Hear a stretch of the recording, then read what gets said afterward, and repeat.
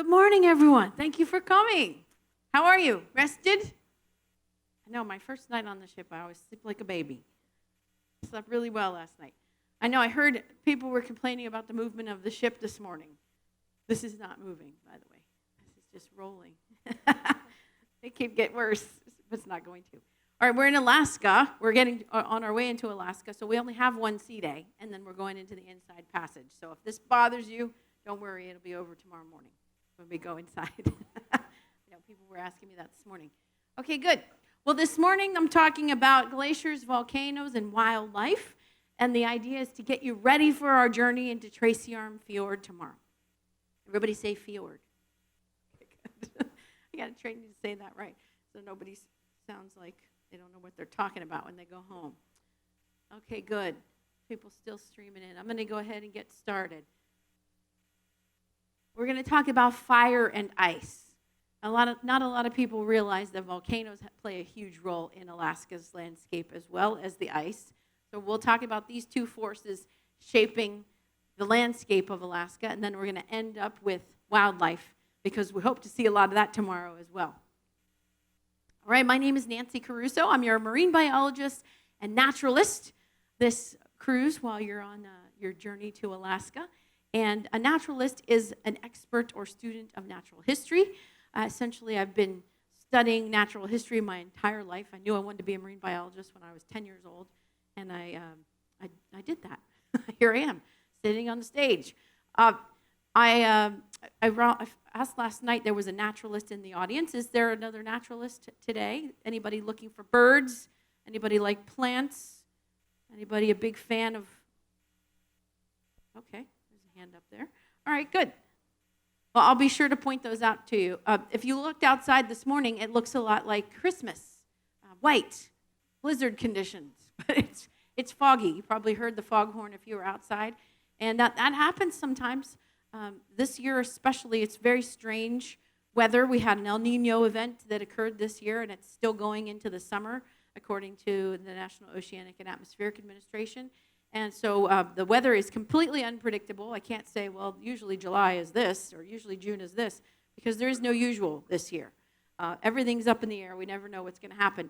But usually the fog comes very early in the season in May and very late in the season in September. And we usually don't have foggy days that often in June and July. But this is not usual. So we'll see what happens with the rest of the cruise. I work on ships for about 4 months out of the year.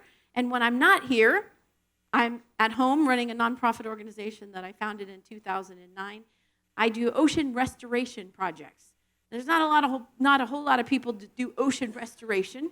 I tell my students every time we restore something, either sea bass or kelp or abalone, a lot of people take things out of the ocean. There's not a whole lot of people that put things in to do restoration. So I've spent the last 17 years restoring the kelp forests of Southern California. This is what they look like. They were gone for 25 years, and I trained 10,000 kids and 350 volunteer divers to grow it and plant it in the ocean, and now it's back. It is, thank you very much. It is home to over 800 different species of animals on the planet, and it is one of the most productive ecosystems in the world. And it's invisible. Most of you have probably never even seen it before, but it's a very important ecosystem on the planet. So as I said, I do restoration projects. I spent 12 years restoring the kelp, and now I'm raising sea bass with the help, again, of children. There's about 450 kids that just released sea bass in June of this year, so that's why I just came back, because I was home releasing sea bass at the end of the school year. And I'm also working on restoring this animal. It's an abalone, and there's 7 species of them that live along the west coast of North America, and they're all endangered or threatened because we ate them all. So lesson to be learned, we can run out. That's what I teach the kids. For 45 years, sessions of Congress in Washington went on with people coming in saying, oh, yeah, we'll never run out. There's so many. Don't worry about it. And people asking, we should probably limit the number of snails that people can take out of the ocean. And sure enough, we did run out. So luckily, nature is extremely resilient, and I've seen lots of success with doing restoration of other species. So this one's going to take the rest of my life, though, because they grow very, very slowly. It's going to take 10 years until they're ready to be outplanted in the ocean, and then another 10 years of monitoring them. So that put me right about dead when I'm done. Okay, so Science Expeditions, another program that I work on where I take students and adults actually out into nature to teach them about geology and ecology and diving, research diving. I love to take them to national parks, my favorite places in the world, and of course underwater in the kelp forests.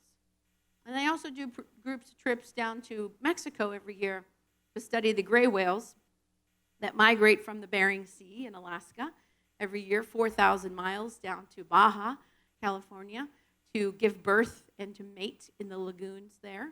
And it's the only place on Earth that whales willingly interact with humans. Nobody can explain why.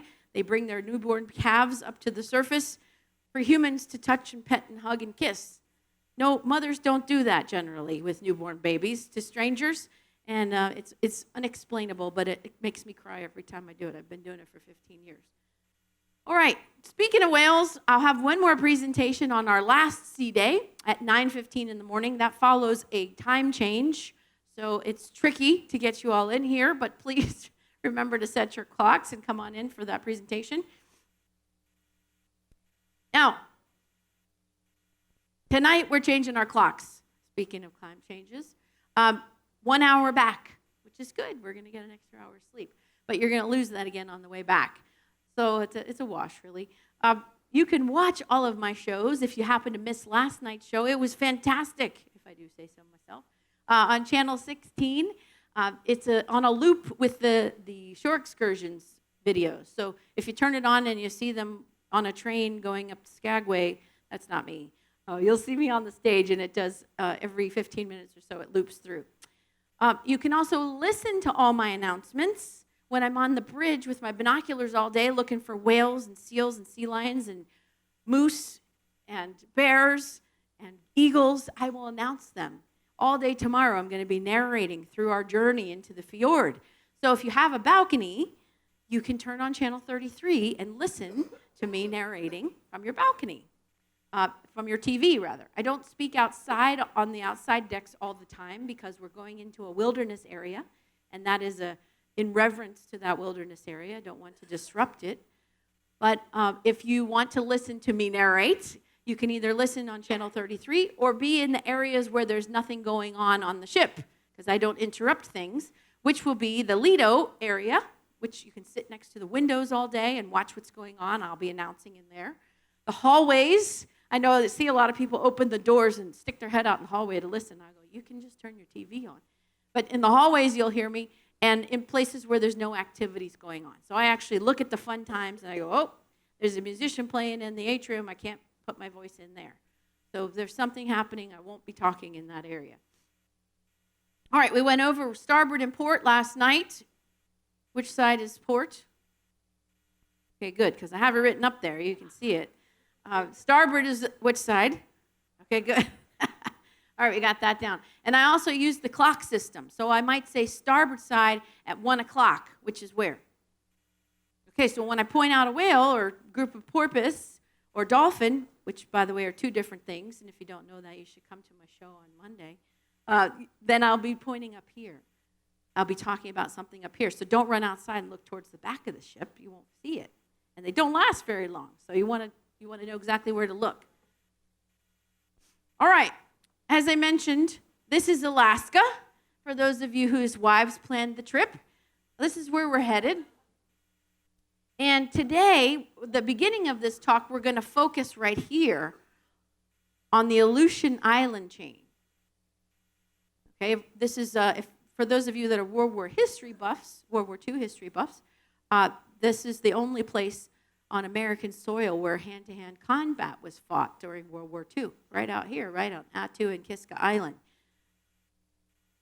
We're going to be traveling down here in the Inside Passage, just this little area here. This is all Alaska.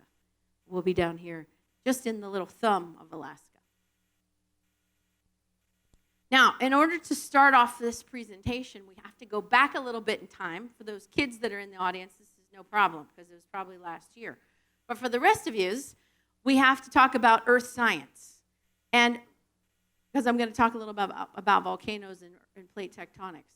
Now, when I was in the 4th grade, 10 years old, my teacher, Mrs. May, taught me about plate tectonics. She taught me, we were building the tectonic plates out of plaster of Paris. And she was explaining that these plates exist above water and also at the bottom of the ocean. And as a 10-year-old in Alexandria, Virginia, who had never even seen the ocean before except on TV in the wonderful world of Jacques Cousteau, I had never even given a moment's thought that there was land underneath the ocean. That blew my little 10-year-old mind. And from that day on, when I asked Mrs. May what that was called, she said, that's called oceanography when you study that. I said, well, that's what I'm going to be. So Mrs. May, the teacher, changed my life. I actually found her a couple years ago, finally, thanks to a cruise passenger. I'd talk about Mrs. May every time I give a presentation because I wanted to find her and thank her, and I couldn't do that. I couldn't find her because she has a really common name, Renee May. And at the end of the show, guy walked up from the last row with his phone on, and he points it at me, and he goes, is this her? I said, what? I started crying. I went, yeah, that's her. And he said, well, she lives in Richmond, Virginia now, not in Alexandria, Virginia, and she's a psychologist. Well, I didn't know to look for a psychologist. And so I called Mrs. May. We had some cries over the phone. We laughed and cried. And she told me she taught me that because she always wanted to be an oceanographer. And she thought, well, since I didn't do it, maybe I can inspire somebody else. So let's give a hand to anybody in here who's a teacher. Because they have that power every single day. They wield that power every single day. Amazing. All right, back to Earth science. This is the planet. This is our Earth, right? So the only thing I need you to get from this slide, really, is that we live on this top layer here, okay? I think everybody can agree. We don't live inside the Earth, most of us. We live on the crust, on the outside layer. And there are different layers, right? The inside is called the mantle, and as you get deeper, it gets hotter. As you come out to the crust, it gets cooler. And so this mantle actually underneath here, this red part, is almost like a lava lamp. It's very viscous. So it is moving around because it's boiling, essentially. All right, does everybody grasp that concept? That the mantle is almost semi-liquid, and it's kind of, there's convection going on in there, and it's moving around, while the crust floats on top of it. And it turns out it's not all one big piece. It's not like an orange peel. It's actually like an orange peel after you peel it. That crust comes in 2 different forms. The form that's on the bottom of the ocean, which blew my little 10-year-old mind, of course, and then the continental crust, which is above the ocean. That's where we live, right? Not right now. We're above the oceanic crust right now. But our homes are built on the continental crust. Does everybody follow me on that? All right, good. And again, it's floating on top of that semi-liquid mantle. Now that mantle, the crust, like I said, is like an orange peel after you peel the orange. It's like a jigsaw puzzle, and these red lines indicate the pieces of that puzzle, otherwise known as tectonic plates. And today we're going to focus in on this one right here. So I want you to kind of memorize the shape of the Pacific Plate. Notice where it is. It goes straight through New Zealand, which is why they always have lots of earthquakes there. It goes up here along the Philippines, along Japan, along Alaska's Aleutian Islands. Look, it's right up against the Aleutian Islands, right up against Alaska, right up against Washington, Oregon, California. Now, does anybody here live on the North American plate? Yeah, that's most of you, right? Yeah, I live on the Pacific plate. Anybody else live on the Pacific plate? If you live in Southern California, you do. Because the thing that separates the two of us is the San Andreas Fault, right? You've heard about that little thing. So where plates bump up against each other is a fault line generally. And then there's lots of little ones that come off of that. But that's a place where lots of disasters happen because plates, literally these giant pieces of land, either underwater or above the water, are running into each other. So that's where we have volcanoes and earthquakes and all kinds of disasters, right?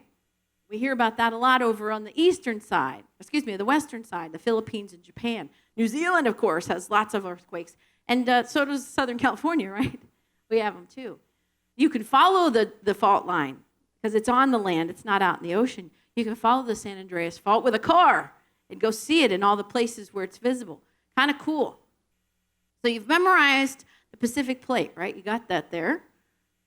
And notice the direction the arrows are moving. So that plate is actually moving in this direction. Because of the convection underneath it of the mantle, it's moving that way. So I figure if I can hold out another 50 to 75 million years, I'm going to be in Alaska when Alaska's someplace else, right? The LA County Courthouse has moved about 127 feet to the north and the west since it was built. Yeah, kind of crazy. We're moving. We're not falling anywhere. Everybody makes, they're going to fall to the Pacific. No. The Pacific is moving with me. It's going up there to the north and to the west. And look what's right in the middle of that Pacific Plate.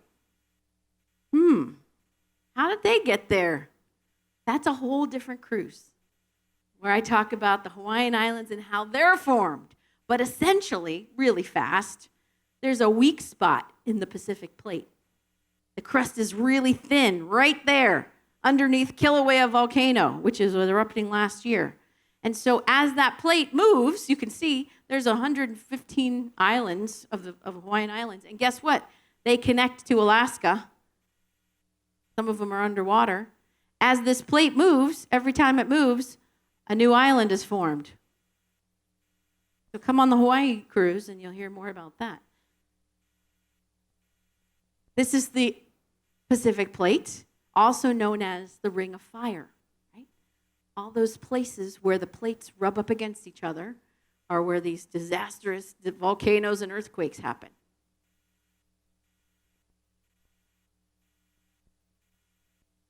And there's the relative movements of the plates in each area of the Pacific Plate. So if you're here where I live, it's going towards Alaska. Over here, it's kind of moving down and south.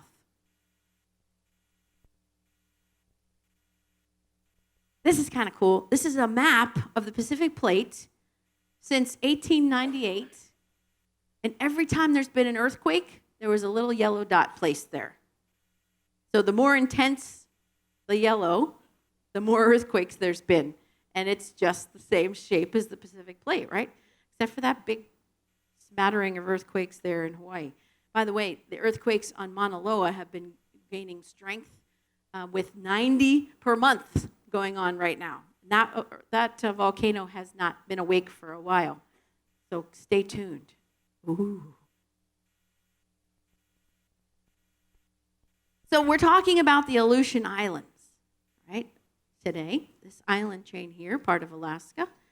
And actually, you can see Russia from out here, not from her house over here in Anchorage, Willow. So this is the top of the Pacific Plate. It's exactly the same shape as this landmass. And if any of you have been to South Central Alaska, right up in here, what do you know that exists right there? Which the Pacific Plate's pushing up against this land, and it's folding up the land right here, causing the Alaska Range to grow in height. That's Denali, the largest mountain in North America. No accident that it's right here where the ripple is occurring in the land because it's being pushed on by the Pacific Plate. So all these Aleutian Islands are actually volcanoes because the land of the Pacific Plate is pushing up against the land of the North American Plate, and land doesn't fold easily. So imagine two cars pushing together, bumper to bumper, with the gas to the floor. Eventually, one of them's going to give, right? They're going to either go make a mountain, or one's going to slide underneath the other one. And that's what's happening with the tectonic plates. So different places where the plates touch, different things happen. And here, all the way up that range, all the way to Denali, they're making mountains. Down in Washington and Oregon, they're making mountains, making volcanoes. And actually, the Pacific Plate is diving underneath the North American Plate, but it's still causing a ripple in the land. That's why we saw volcanoes yesterday leaving Seattle, right? You saw the volcanoes, right? Mount Rainier, Mount Baker, the most dangerous volcanoes in the world because they're right next to so many people. Those big mountains covered with snow. You've already seen glaciers, by the way, because that's the most glaciated peak in North America, in the lower 48 states, rather, sorry. Mount Rainier that you saw. So Alaska has over 70 active volcanoes. Cleveland volcano, new lava activity this year. Now you can go to South Central Alaska to the city of Homer, which is right here. Homer's right over here, right next to the Ketchimack Bay. And you're driving down the road here, getting down to the city of Homer, and on this side, there's volcanoes. You're driving down the road, there's volcanoes spewing over here on the right side. And down here on the left side, you're driving down the road, it's all glaciers. One of the most magnificent scenes I've ever seen in my life. Glaciers coming down out of the mountains and volcanoes, with glaciers on them, by the way. Also very interesting to see. This is the Cleveland volcano taken from the space station. Pretty big. This affects us, right? This diverts airline traffic. You can't fly through these plumes of glass and ash. That would seize up a jet engine, cause all kinds of things to happen. So airline traffic is diverted. When the wind changes, Anchorage sometimes gets some of this ash in their city of 385,000 people. Pavlov volcano erupted March 2016, still erupting, only 600 miles from Anchorage. Boguslav volcano, 12,000-foot plume, started in January 2017, still erupting.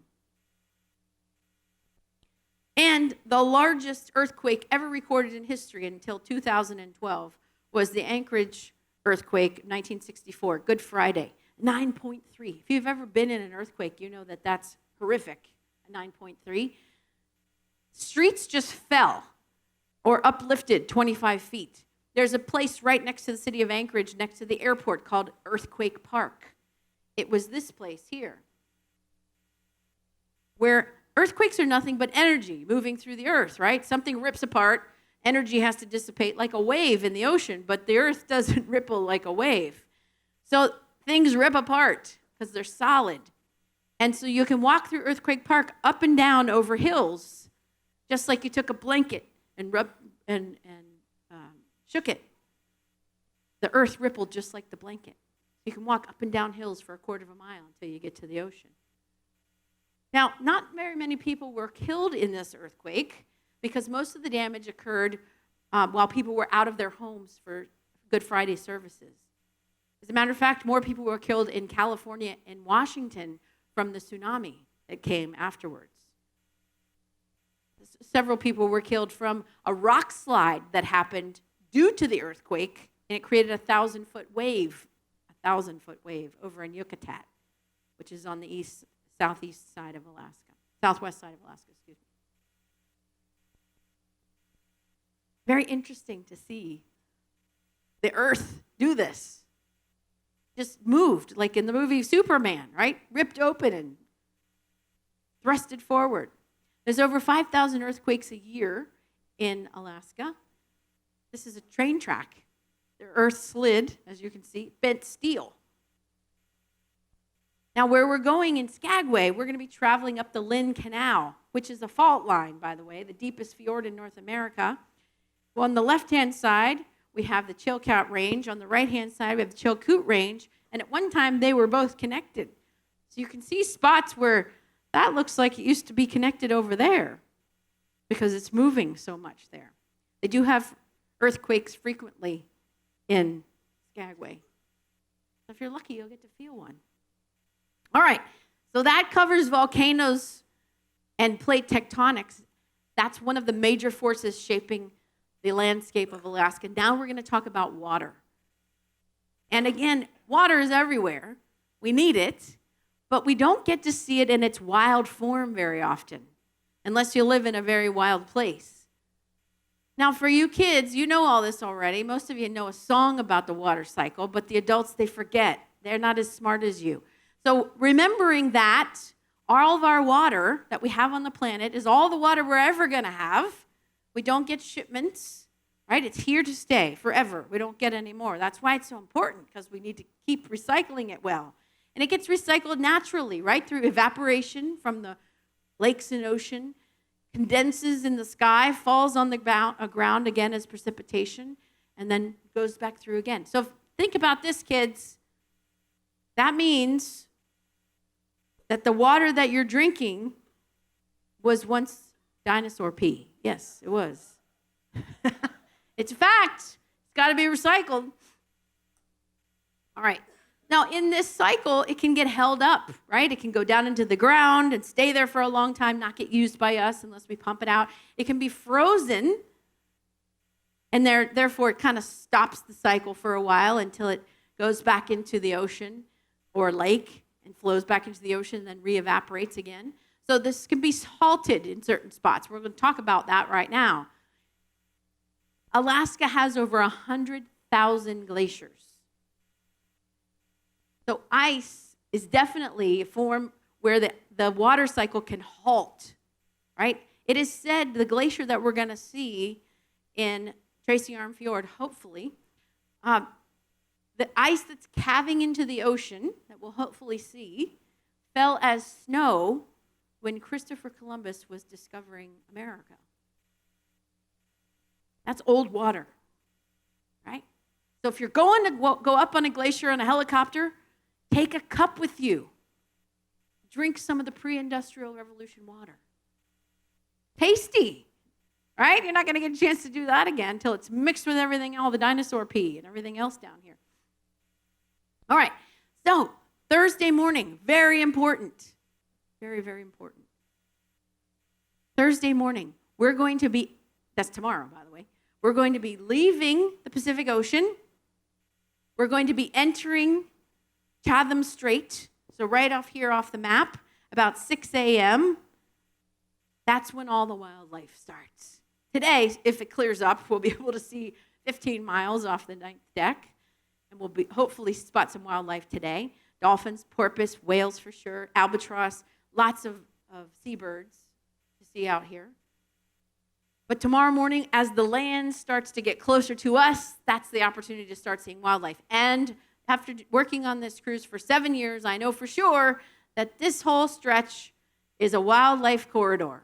We're going to be traveling up here to Tracy Arm Fjord, and all from 6 o'clock in the morning till 11 o'clock in the morning. If you're on this cruise to see wildlife, if you're not, fine. But if you are, you want to be outside, looking out the window or outside on the decks, because this is the time when you're going to definitely see wildlife. Unless, of course, it's foggy and we can't see anything. So tomorrow, 6 a.m. to 11 a.m., definitely be outside. I'll answer questions afterwards. Don't forget it. All right. So tomorrow we're headed into Ford's Terror Wilderness Area, right here. This is designated wilderness, which has the highest protection of any land in the United States of America. So they have very strict restrictions on what we can and cannot do. That's why I will not be talking on the outside decks the whole day. I can turn it off and on throughout the day when we get inside the fjord. So if you want to hear my voice, you'll have to come inside. Don't do that. I'd rather you be outside, breathing the fresh air and getting good pictures. I will come up and talk to you on the decks when we get out to the glacier, so that if you have questions, you can ask me about them. I'll make myself available. The Tracy Arm Ford's Terror Wilderness Area, I'll be pointing out wildlife, geologic features all day.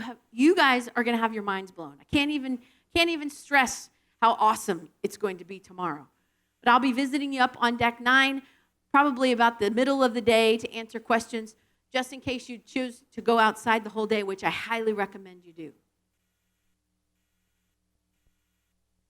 Our destination, hopefully, is going to be to see this glacier, the South Sawyer Glacier. Now, when I started working for Carnival, we used to be able to come around this first turn right at Sawyer Island, and the glacier was sitting right out here. That was 2011. 2013, it moved back here. 2015, it moved back here. Now we have to go around this turn to see the glacier. And there's another little island sticking out there that wasn't there before. So when it's real icy, like this particular day, do you see all the ice in the water? Sometimes we can't get back there. You heard the story about the ship and the iceberg, in the North Atlantic thing. Yeah, we don't play with icebergs. The captain likes to keep his vessel chip-free and floating on the surface of the water. So we don't wrestle with icebergs when it's dangerous. So what that means is being that we have a goal tomorrow to see a glacier, that might be the only view you get from the ship if you're lucky. We have alternatives. This is where we stopped last week. So you can see, you just see the little corner there. We have an ashore excursion. It's not actually to the shore, but we have a small boat that's going to come alongside of our ship tomorrow at 11 o'clock in the morning. And this is a boat actually from Juneau. It's an hour-and-a-half ride from Juneau. They come down here to offer this to our guests. It's a really cool opportunity. So see the little door that opens here on the side of the ship? We're not going to land anywhere. We're not going to a dock. You're going to actually step off our ship onto a boat, not moving. We'll stop. Okay, not like the pilot. We'll stop. You'll step onto this little boat. It's got heat. It's got unlimited hot chocolate and donut holes and coffee. And they have binoculars, too. If you didn't bring yours, you'll be able to see them. And then this boat takes off, and they can go back and forth across the fjord, up against the sides of the fjord to see what's on the shorelines. And they can get up to the glacier because it's only 80 feet long. So if your goal is to go see the glacier, this is the guarantee to do it. On the ship, you'll take your chances. There's the small boat taken from our ship, just to give you an idea. That's the side of the fjord. This is a massive cathedral that we're going to be in tomorrow. This was me on the small boat last year. We're a half a mile away from the glacier. But we got to see it. And you can't see in this picture. I'll blow it up a little bit so you can see it in a moment. I'm going to explain to you now what a glacier is. Because when you go home, you got to be able to explain these things to people, or they're going to go, well, what the heck did you learn? And that reflects badly on me. No, I'm going to teach you what a glacier is. So glaciers are the largest moving objects on Earth. They're massive rivers of ice that form in areas where more snow falls each winter than melts each summer, and their scale is truly gargantuan. Okay? So this is a big concept for us to grasp. This is not a flowing water river, right? We can see that. We understand flowing water. This is a flowing river of ice that moves sometimes very slowly, millimeters per year. A lot of them actually move hundreds of feet in a day. They launch forward and cause all kinds of rifts and cracks in the glacier itself. Now, in order to get up close to these glaciers, as I said, you'll be taking a small boat. If that's something that interests you, Zoltan is in the back of the theater on your way out, or right now if you want. He's got forms that you can fill out to be able to get on that shore excursion before it fills up. So make sure you talk to him at the back of the theater when you leave, because several people asked me about that last night. The glaciers of Antarctica are so heavy they actually change the shape of the planet. So I mentioned this yesterday. Imagine a sponge, which the Earth is like. You push your finger down on a sponge, and when you take your finger off the sponge, it rebounds. That's what's happening on Earth. As these massive, heavy glaciers melt, the Earth is rebounding from being compressed, and actually people are having to redraw their property lines in Alaska as the glaciers move and retreat and melt. They're getting more land on their coast because it's popping up out of the ocean. Glacier Bay National Park is gaining 1.5 inches of land every year. Now notice these little black specks in the background. Those are seals. This is only 1/4 mile from the glacier. They go in here to give birth, to have their pups on the icebergs away from their predators. If you would like to see that, because right now they've just given birth, they're actually nursing their young on the icebergs, you need to be on the smaller boat, is what I'm telling you. Especially if we definitely won't get this close. The closest I've ever been to the glacier is about 4 miles on this ship. The small boats can get within 1/4 mile. The glaciers that form the ice cap covering Greenland hold enough ice to encase the entire Earth to a depth of 17 feet.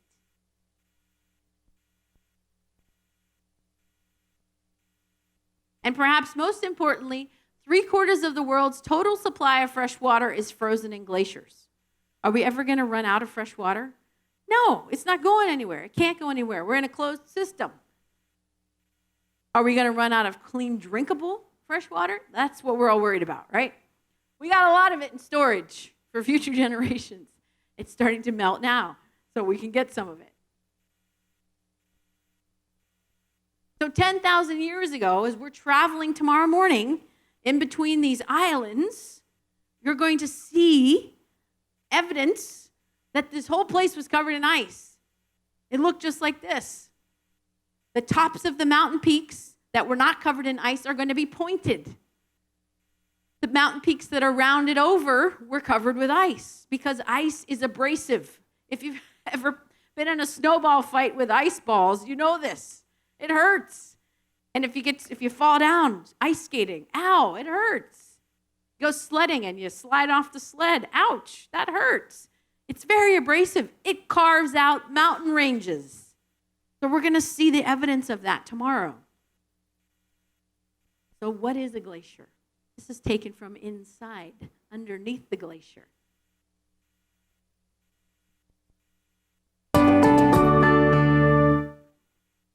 Hi, I'm Emerald Robinson, and in this What Is video, we're going to investigate a very unique formation of ice called a glacier.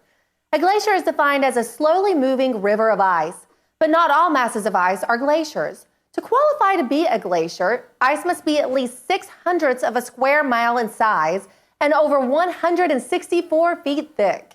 Earth's largest glacier is Eastern Antarctica's Lambert Glacier, which is about 60 miles wide, over 250 miles long, and over 8,000 feet thick. Glaciers form in places where snow accumulates over a long period of time. As the snow gets deeper, the resulting weight and pressure turns the bottom layers of snow into ice. This high pressure, combined with the force of gravity, causes the glacier to move. Although most glaciers move very slowly, some move as fast as 100 feet per day. Glaciers exist on every continent and play a major role in shaping the face of the earth through erosion. Water from the bottom layer of the glacier seeps into cracks in the earth, where it freezes and expands, loosening rocks and boulders from the earth's surface. These rocks are dragged along the glacier's path. The earth beneath the glacier becomes smooth as smaller rocks and debris become frozen in the glacier's lower layers, acting like sandpaper. Glaciers carve lakes and valleys, form natural dams, and create riverbeds. The water that melts from a glacier's surface is the largest source of fresh water on the planet. Although glacier melt, also called retreat, is a normal part of the water cycle, scientists have noted that glaciers are retreating faster and further than ever, and point to this as evidence of global warming. Okay, so that was a little cartoon to show you how a glacier moves, how it forms. This is where glaciers originate, an ice field. We're going to be traveling in and around the Juneau ice field. And essentially, if you think about this in terms of what humans understand, you all have seen reservoirs before, right? Reservoirs of water. So a reservoir would be like an ice field where water is accumulating and filling up this place. And eventually, right now, right, it's happening in the Midwest, those reservoirs overflow. And where does the water go? Downhill, right? It has to go downhill, the path of least resistance. Same thing happens in an ice field. So essentially, we're talking about a huge area on top of a mountain range. The one in Juneau is 90 square miles. And eventually that overflows. It just gets filled with ice. It can't grow up to the sky. So it finds the path of least resistance, which might just be a crack in a mountain. And it will start to flow down that mountain, carving out valleys, displacing hundreds and millions of tons of rock that used to be mountains, which is where we're going to be sailing tomorrow in a fjord.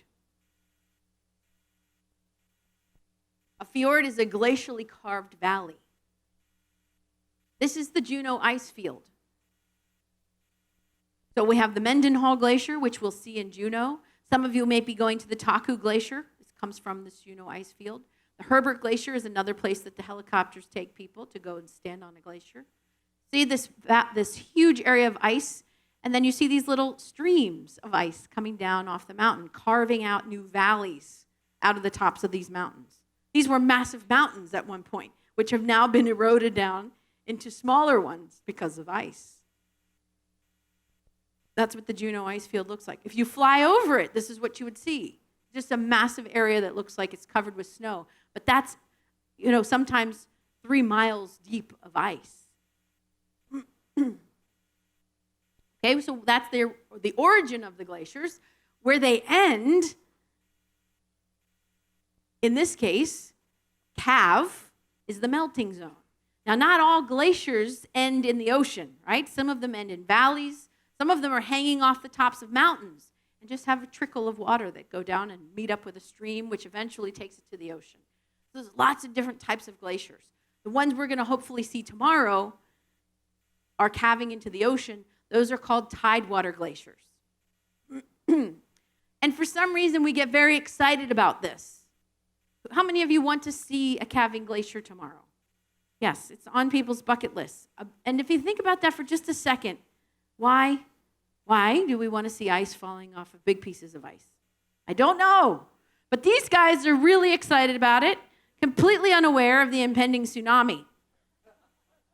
Yeah, we saw it. I don't know why. I get excited too. Oh, wow, that was so cool. Why is that exciting? I'm not sure. We find joy in it innately. And some of these pieces can be the size of a small retail store, 1,200 square feet. This is a wave that is over 60 feet tall. And as I said last night, you're going to have to change your perspective, the way you look at things, because we are 900 feet above sea level on the top deck of this ship. That's a 60-foot wave coming at us. Okay? That's another reason why we don't get very close. That's a 100-foot wave. So the tidewater glaciers are the glaciers that end at the ocean. There's lots of different types of glaciers. I'll be pointing some of them out tomorrow. Valley glaciers, cirque glaciers, hanging glaciers, alpine glaciers.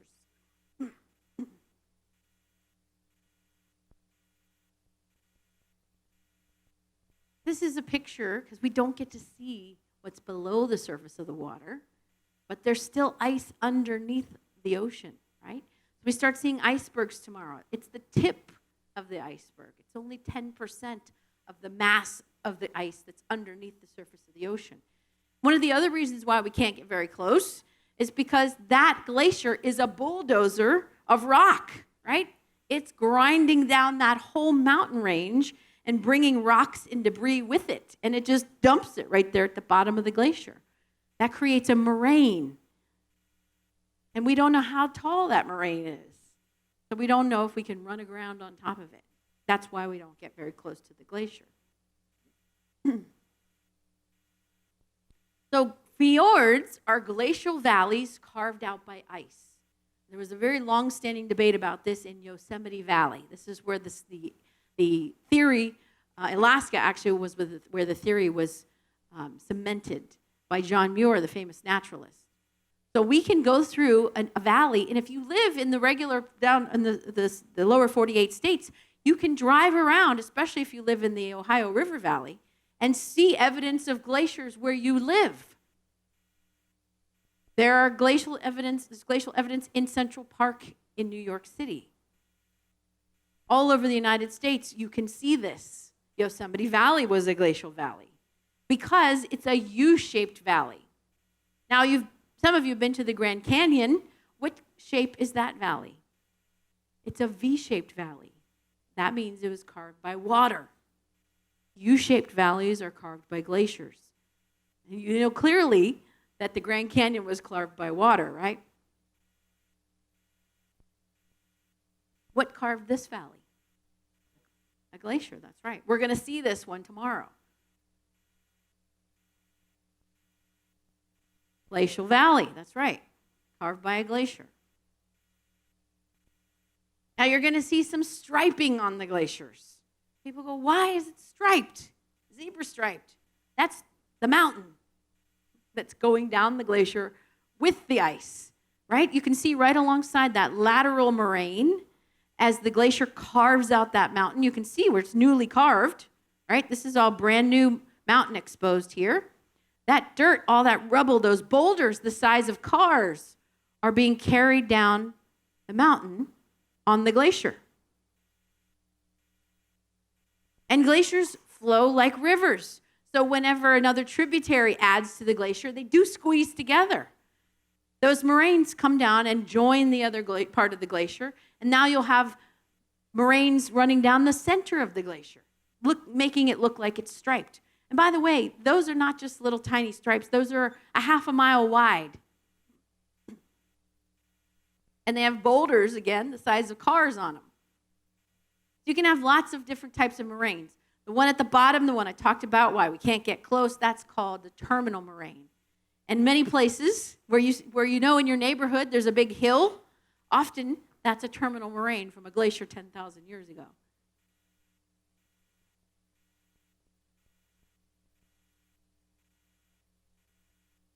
This is two glaciers, actually, in Glacier Bay National Park.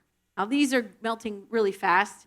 This one is the Grand Pacific Glacier. You can't even tell it's a glacier because it's so black, right? It's covered in so much rock because it's moving so fast. It's the one that carved out the entire Glacier Bay National Park. It's retreated 65 miles from 1780, and it's almost into Canada, so we're going to have to get passports to go see it.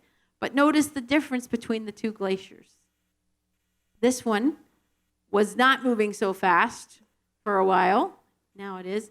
Actually, this ice doesn't exist anymore. It used to be connected, and now this is rock. This is what it looks like under the glacier. So it's not nice and smooth rock. That's all being shoved down under the glacier as the ice moves. So it's acting like sandpaper. As all that stuff is being pulled down, of course, it's carving out a deeper and deeper valley. That's not our ship. But that's the terminal moraine. The tides in Alaska can be as much as 20 feet, from high tide to low tide. So you really have to time your entrances into the fjords if you're going to go in there. Tomorrow at 11 o'clock, when all the wildlife has gone by us, we'll be stopping the ship for those people to get off onto the small excursion boats, but also because we have to cross the moraine, the old moraine where the glacier used to end and sat there for 1,000 years, piled up debris on the bottom of the ocean. It's only 80 feet deep there. And you'll see a buoy marking both sides. We go across it very, very slowly because it's only 80 feet deep there. So if you're paying attention, you'll be able to see that tomorrow. I'll announce it as well. If you have the chance, and I know it's expensive, but it's hard for our brains to wrap our heads around glaciers and how they flow. So when I went to Alaska for the first time, I said, I have to see this from the air. I told my husband, we'll pay it off over time. I know it's $500, but I want to see this from the air so that I can understand it. And it's magnificent to see these rivers of ice flowing together like water, but they're solid and moving down a mountain. And looking at the crevasses, which look like little ripples, but they're 600 feet deep in these glaciers. Amazing. Which you can only get that perspective from above. You're going to see some glacial evidence in the waters around our ship. Everybody asks, this is the most asked question all day long tomorrow. Why does the water look like milk? That's pulverized mountain. That's so fine, it's like a talcum powder. And it's so fine, it doesn't settle on the bottom. So it makes the ocean look milky. We'll see that tomorrow. It's called glacial flour. So when you hear somebody ask that question, you can answer it. So a fjord is a glacially carved valley filled in with water. That is a fjord. A U-shaped valley filled in with water. That is a fjord with a ship in the bottom of it. That's a 3,000-foot peak, and it goes another 1,200 feet below the surface of the water. That was carved by a glacier filled in with water. That is a fjord. You can see the edge of the glacier there. it's traveling and carving as it moves. That is a fjord with a ship in the bottom of it. That is a fjord.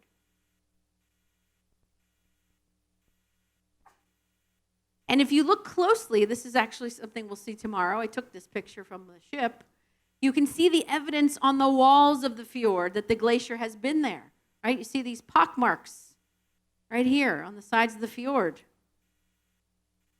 Which way was the glacier moving? Yeah, it smoothed over one side of the rock and it left the other side sharp. You can tell which way it was moving. Now, the most exciting part of all this is, of course, the rock is being exposed, right? It's brand new rock. It hasn't seen daylight for 10,000 years. There's nothing growing on it. It's been under ice. So brand new rock has no life on it. But yet we're going to see 17 million acres of forest tomorrow. And all along this route today is all forest land, same temperate rainforest. How did they come to be? Well, we're going to start off in the fjord with very tall trees all around us, maybe 300 or 400 years old. And as we travel 35 miles back into that fjord, the trees are going to get smaller and smaller and smaller. And as we get closer to that glacier, 35 miles back into the fjord, they're going to get to be bushes, just small bushes growing. And eventually, we'll get down to where we can see the glacier, and there'll just be small little lichen growing on the rocks because it's not been long enough for soil to accumulate on those rocks for a forest to start to grow.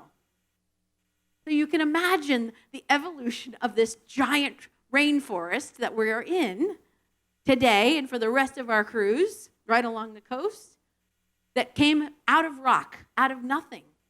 And it was created by the lichen dissolving the rocks, the decomposition of one live tree to a dead tree, reintroducing those nutrients back into the soil. This is right up near the glacier, right? Just some small shrubbery growing on the sides of the walls. But if you zoom in, there's that lichen starting to work on the rock to degrade it down into its mineral form so that soil can build up in little pockets. And small plants can start to grow and fix nitrogen from the air for the soil. Amazing. Now, this was taken in the 70s when the Mendenhall Glacier was much closer to the visitor center. It is not, it's way back here now. But this little island that had no trees on it now is covered with a forest. This was the 1970s. Now it has a forest on top of it. You'll see this exact view if you walk out the right side of the visitor center and look at the glacier. Now, I have a little video of the Mendenhall Glacier, which is in Juneau. You'll have a chance to see it over time, over a period of 7 years, to show you what a moving river of ice looks like. But this river of ice is flowing. It's got lots of movements, flowing down, but it's also retreating and shrinking in height, which is what all the hubbub is about right now. This gentleman was the first photographer to document changes in glaciers. There's a movie about it called Chasing Ice. It's fantastic.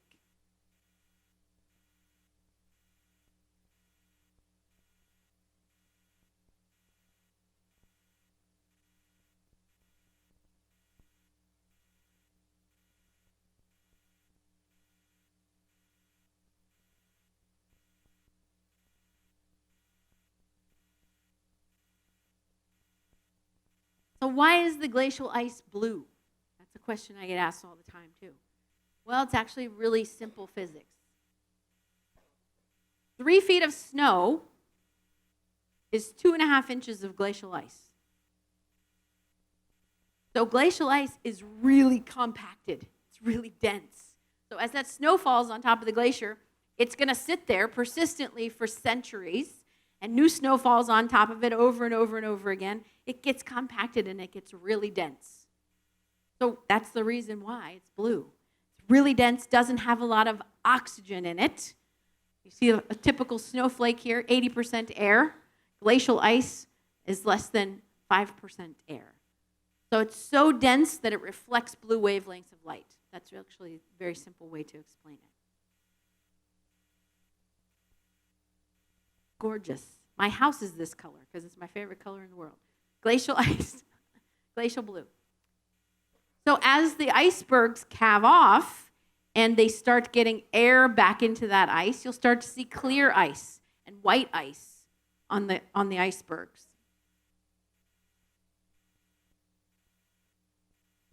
That piece is as big as a Walmart parking lot. And although these look like holes in the top of the glacier, this is a glacier trek. Some of you might be going walking on the glacier. Those are filled with water. But because, again, the ice is so dense, it's reflecting blue light back at our eyes. So take your cup with you. Taste that water. Delicious.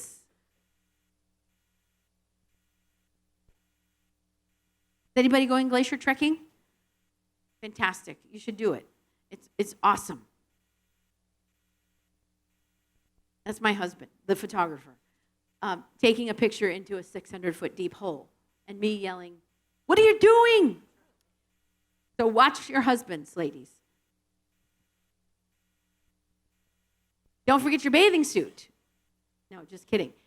There are people who do this, and I suppose it's possible if you wanted to take a dip in a glacial Mulan. All right, now we're going to talk about some wildlife. Tomorrow, I have about 10 minutes.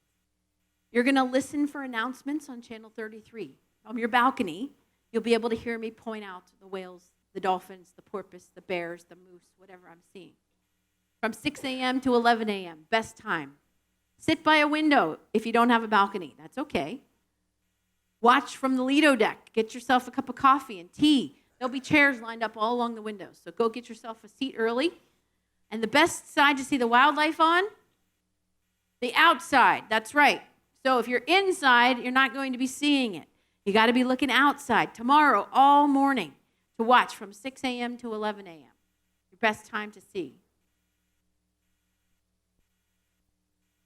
We're going to be looking for harbor seals. Now, if our ship cannot get close to the glacier, and close I mean within 5 miles, even within 5 miles, you're going to need some hefty binoculars. If you're going on the small excursion vessel, you'll be able to get closer to these seals because they weave in and out of the icebergs. They'll be on the icebergs nursing their brand new pups that they just gave birth to, and they're actually the fastest weaners in the mammalian order. They can actually, moms, think about this. You give birth, and in 4 weeks, your kid's out. They're weaned, and they're gone, off on their own. Wouldn't that be great? Now, if you look closely, on top of all these little icebergs, there's little black specks. That's what you're going to be looking for. So if you don't have binoculars, I highly recommend you go get some today. They're up in the Pixels Gallery and in the gift shop.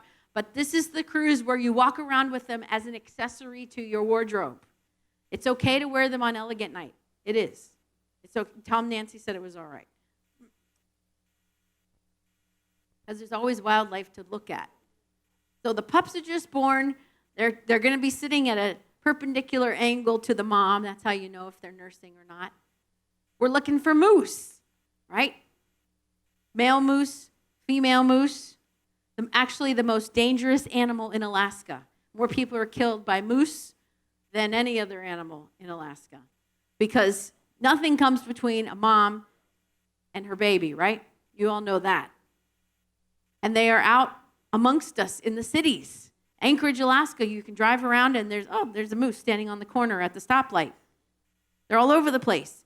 So you got to steer clear of the mama and the baby moose. We're looking for Sitka deer, 80 to 100 pounds. Good swimmers, all these animals. Don't just look on land. Bears, moose, deer all swim in the ocean, believe it or not. To get from island to island, there's 1,100 islands, remember. We're looking for mountain goats up on the walls of the fjord. These are sheer cliffs, but don't be fooled. These guys are very sure-footed. That's crazy, right? Now, if you're not really good at spotting wildlife, because you're going to be a mile away from these things, look around the room right now and tomorrow morning and look for the people wearing camouflage. Because they know how to spot wildlife. and they probably brought their spotting scope with them. Some of them do. Sit next to them. You don't have to be friends. Just look where they're looking. They're going to be spotting the wildlife, even more than me sometimes, because they got the spotting scopes out there on the tables. So we're looking for mountain goats, moving snow. Essentially, that's what I call them. They're going to look like little spots of snow, even sometimes like rock, like quartz, but they move. That's how you can tell they're goats. What about these? Bears, yeah. Depending on the tides tomorrow. When we leave Tracy Arm, or when we're coming into Tracy Arm at low tide, scan the beaches, the sandy beaches. If you're on that small excursion vessel, they're going to take you to the sandy beaches so you can look for bears. Scan the sandy beaches. The bears come down and feed at low tide. Remember, the tidal change is 20 feet. They come down, they dig up clams, they eat seaweed, they're looking for crabs. So we're scanning the beaches for bears. Brown bears. That's what I generally see in Tracy Arm Fjord. They've got the hump on the back. They have the shorter ears. They're not always, you can't always distinguish them by their color. The males are 9 feet tall, 900 pounds. This is bigger than a grizzly bear. That's why they call them brown bears. Same species, but they grow much bigger in southeast Alaska. The black bears, of course, best place to see them along the banks of the fjord, and also if you're taking the trip on the road to Skagway, up to the Yukon, rather. If you're either taking the train up and the bus down or the bus up and down, there's almost always bears along that road if your goal is to see bears. Doesn't have the hump on the back. Often brown or black. Black bears can climb trees. These are all black bears, so you can't distinguish them necessarily by their color. This is a black bear too. These are both siblings. Sometimes they come in white. I'll be talking about that on our last day. Spirit bears. They just made a 3D IMAX movie about this. Beautiful. All right, I'm testing your observation skills. Who can see the bear? Good. That's pretty close. That's about what you'll see from the small boat. Oh, look, there's a bear. Imagine now being another half mile away from it and looking for it with your binoculars. There he is.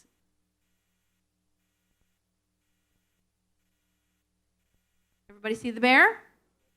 Okay, good. Eagles, tops of the trees. If you don't see them tomorrow, there's something wrong with your eyeballs. Scan the tops of the trees with your binoculars. There should be plenty of eagles to see all day long. They're so recognizable with those white heads. Looking for food. They'll be fishing in the fjord.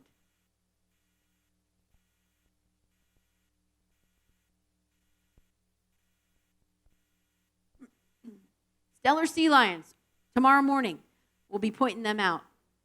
9 feet long, 1,500 pounds. Difference between seals and sea lions? Ears, barking. Sea lions bark, seals do not.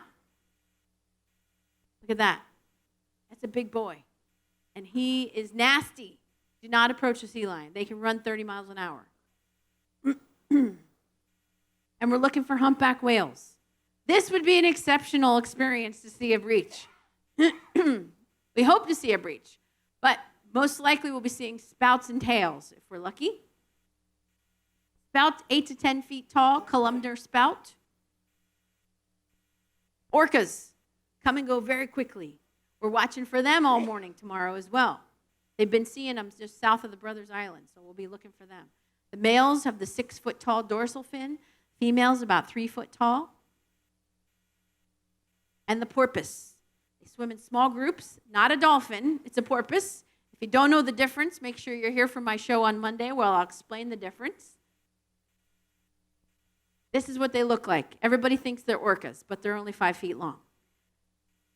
They swim really fast because orcas like to eat them. They're always swimming fast. So you'll just see a little splash in the water. When you do, that's a Dall's porpoise. And we're hoping to see otters, the weasels of the sea. Apex predator, completely wiped out in Alaska because of their fur. We killed them all, beat them over the heads, and took their skin off. And now we've got them restored in many places. Fishermen hate them because they eat everything. Over 8,000 of them now in Glacier Bay National Park. And the ones from the Valdez oil spill are making a comeback now, too. So much to see, so little time. Ladies and gentlemen, I want to make sure that you leave the cruise with some knowledge of Alaska, that you go home wanting to protect Alaska because it is our last frontier. It's our wildland, a gem to our country.